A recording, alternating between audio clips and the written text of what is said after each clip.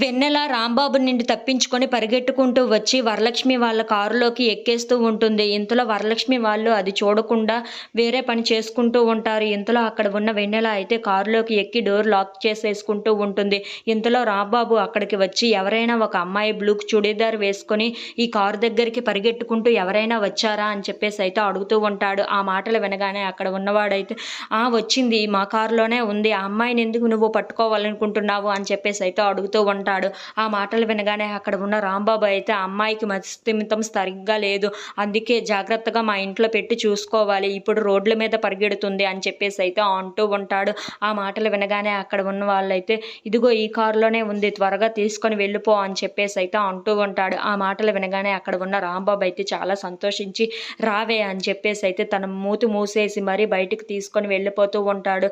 ఇంతలో వరలక్ష్మి వాళ్ళు అది చూడకుండా అక్కడికి వస్తూ ఉంటారు. ఎవరు ఆ అమ్మాయిని ఎందుకు అలా తీసుకొని వెళ్తున్నారు అని చెప్పేసి అయితే వైష్ణవి అడుగుతూ ఉంటుంది.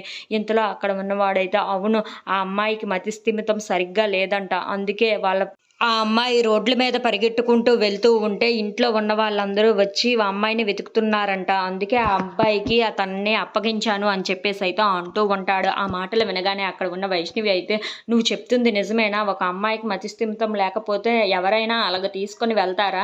ఆ అమ్మాయిని నేను ఖచ్చితంగా తెలుసుకోవాలి అని చెప్పేసి అయితే అంటూ ఉంటుంది. ఆ మాటలు వినగానే ఏమో నాకు అలా అనిపించింది, అందుకే అతనికి నిజం చెప్పాను, మన కారులోనే కదా దాక్కుంది, అందుకే పంపించేశాను అని చెప్పేసి అయితే అంటూ ఉంటాడు. ఆ మాటలకి అక్కడ ఉన్న వైష్ణవికి అయితే చాలా కోపం వచ్చేసి ముందు ఒక్కసారి వెళ్ళి తెలుసుకుంటాను అని చెప్పేసి అయితే రాంబాబు వెనకాతల పరిగెడుతూ ఉంటుంది.